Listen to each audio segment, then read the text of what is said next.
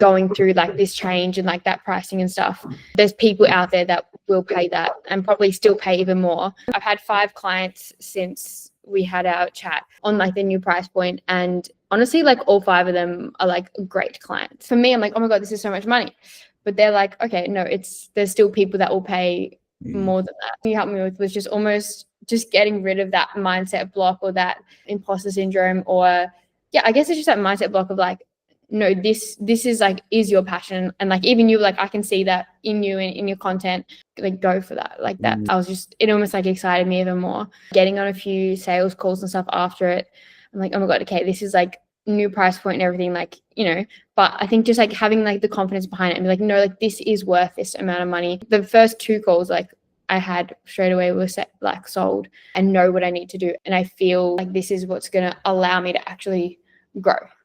Yes. Hello. So good to have you. I mean, firstly, would be awesome for just a little introduction to the masses who are watching the video. Yes. Well, I'm Jess, and I am an online health and fitness coach, I guess you could say, helping women. And yeah, I guess we kind of not rebranded, but just got really clear on my niche. So I guess women that I help now, I guess it always helped, but just got super clear on it was helping them improve their relationship with food, body image and movement, and balancing training, strength, running, that sort of thing. Just getting rid of all that diet culture bullshit, basically. Love it. I love it. And I think it's cool because obviously we met in Bali, right? And we both got the construction in the back of our videos. But like I guess firstly, the thing that struck me was how much you care about the people you work with and all that sort of thing. But let's just zoom out.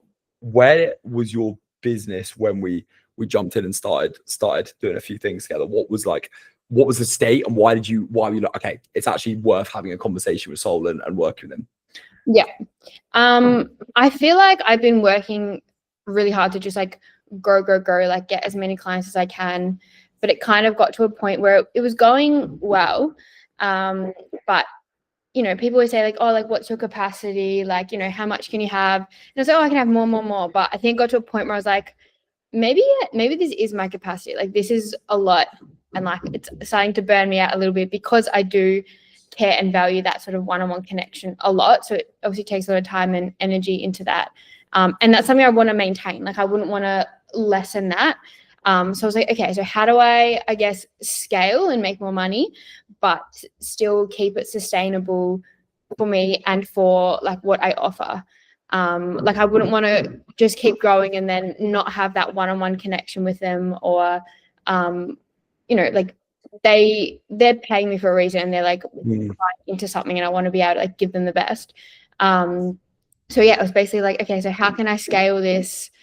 In a substantial, sustainable way. Yeah, awesome. And what do you think some of the things that were like, what are some of the levers that we pulled together in the sessions we've done? Like what are some of the, I guess let's start with like, what were some of the things we actually discussed implementing, and then maybe we can talk about almost the pricing and the mindset stuff, after the mindset, the pricing stuff after that. Yeah. I feel like we kind of went back to kind of the start in terms of like, okay, who is actually my niche? What are we trying to achieve here?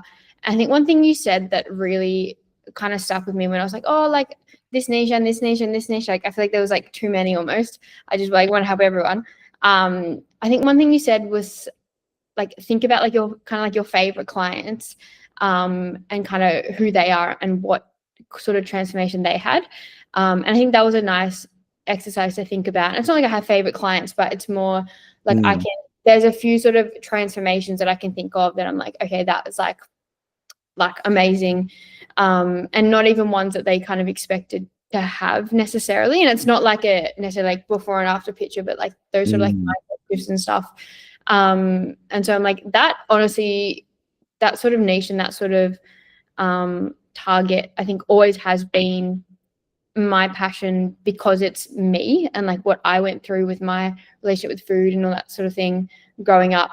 But I think I just had a lot of mental blocks around that not being like specific enough or being too hard to sell, because I think, you know, these days it's so easy to just like have a before and after picture, or like have to be like, oh, lose 5 kilos or run 5 kilometers, like be really specific. But I think the biggest thing that you helped me with was, I know we're talking about mindset when you said we'll do that next, but go for it. I think like the biggest thing you helped me with was just almost just getting rid of that mindset block, or that imposter syndrome, or I guess it's just that mindset block of like, no, this is like, is your passion, and like even you, like I can see that in you and in your content, so like go for that, like that's what you want to do, and like you can, and I think that being able to do that, it almost like excited me even more, and then obviously with that sort of niche as well, it's going to be like deeper pain points, like a whole life change basically, so then we can change the pricing and stuff like that, which obviously works a lot better too. Yeah, no, I love that, and I appreciate that, and I think it's fascinating that even though you're living out in Bali, this is your full-time thing, like you say, we went back to the start, and it's awesome that you've got it to a point where you're like, it's your full-time thing and you're living a great life because of it. But even going back to the start, it's like the potential now of where it could go is so big, which is so exciting. What do you think?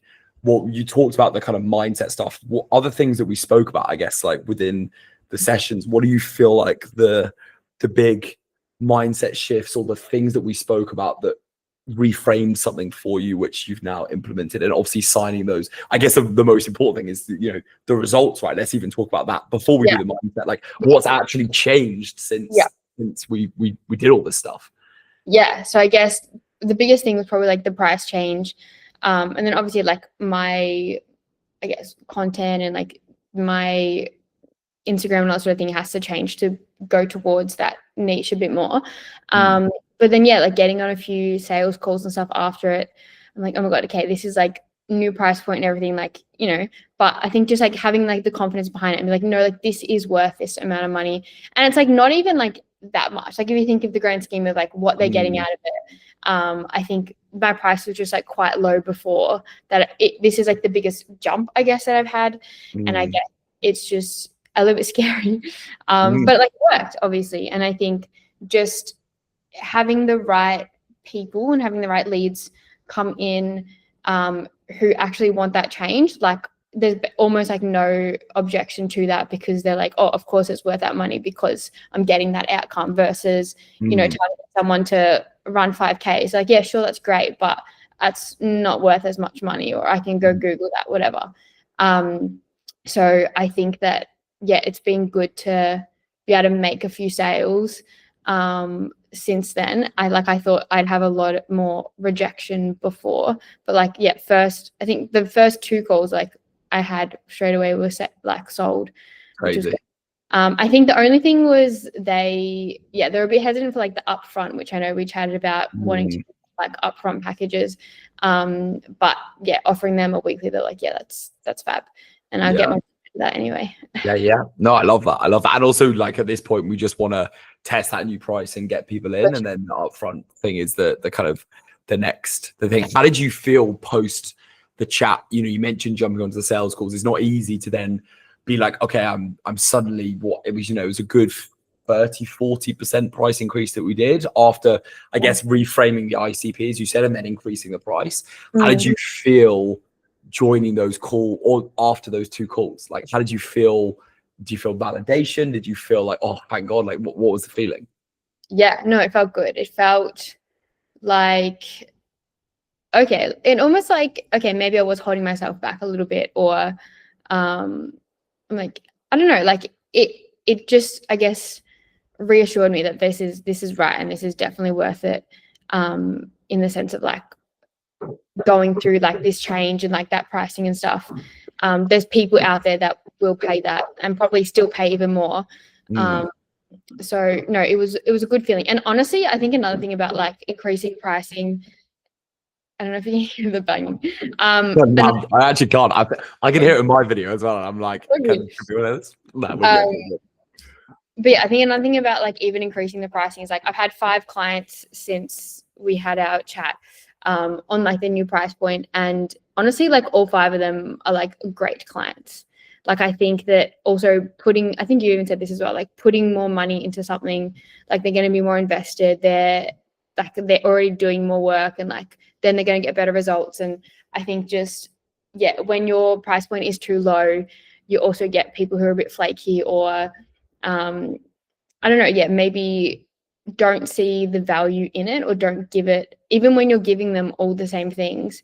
If they don't put in the work, then they're not going to get the same out. And then it almost makes your program or your coaching look not bad, but like, not as successful. But it's, it's nice to see, okay, like all this extra effort I am putting in, doing all these things for all my clients, the ones that actually do, listen and do it, like they're like, oh, this is amazing, like this is so good and this is so helpful. So just to get like really good quality clients is also awesome. Like, good outcome as well. Yeah, it's this funny like circle that I've seen as well, which is so cool that you're seeing, is you increase the price, so you get more people committed, and then you get more results. And in like a month's or two's time, you'll have the results of the people who are more committed coming through, which will then by proxy get you more clients who can raise the price. And it's great, right? Whereas you keep it stuck and then you're getting people who aren't committed. It's just like this horrible cycles. I love that as well. Where's next for you? Like, what do you think? I mean, even before where's next, what do you think you've taken from the chat, which you're going to then implement in the future? Like, what are the next steps for you in the business yourself, in growing? Because there's so much potential with your offer. Yeah. I don't know. I think I'm very focused on figuring out this right now. And I think like obviously new price and everything, but also trying to, I guess, adjust some of my current clients to kind of come to a bit more of a middle ground with their pricing. And then, I don't know, like honestly, the last sale that I had, she was like, oh, like when we were like in the middle of the call, she's like, oh, I'm just really worried this is going to be really expensive. And I was like, oh, but I don't know, reflecting back, I'm like, okay, maybe that is like almost a good thing that I'm selling it really well. And like, it's like, seems like it's good value. And then when I pitched her the price at the end, she was like, oh, that's like so much better than I expected. And I was like, oh, so it's like, again, like for me, I'm like, oh my God, this is so much money. But they're like, okay, no, there's still people that will pay more than that. So yeah, maybe it'll increase even more. But no, there's more mental. But no, I think even just being in Bali, like it really helps talk to other people and just see like what they're charging and stuff. Sometimes I'm like, oh, okay, like there is that room. I think obviously, working online and stuff, it's not a straightforward sort of thing, and you don't really know sometimes what to charge or what to do. And so even just to hear like the possibilities of what you could charge makes me okay, maybe once I'm like even more secure in this price, who knows, maybe more. For sure. That's exactly how mine worked. Just keep going up and up and up from when people feel that they're super like when the as you say, when people say, oh, I thought it was going to be cheaper than that, or when they say I thought it was going to be more expensive, it's like, oh well, okay, well maybe it's time to raise the prices, which is awesome. I think like obviously I'm still going to get no's, and I've still had plenty of no's as well. Like there's always going to be people that say it's too expensive, whatever, but I think, like you said, like you're going to get a lot of no's, but it doesn't matter because then you'll get the yes, and then that will be worth all the no's, sort of thing. Awesome. So, what else was there? Anything else that stood out in terms of the confidence that you've got, in terms of anything other changes that you've implemented? I just wondered. It's so interesting to hear what you found useful and not.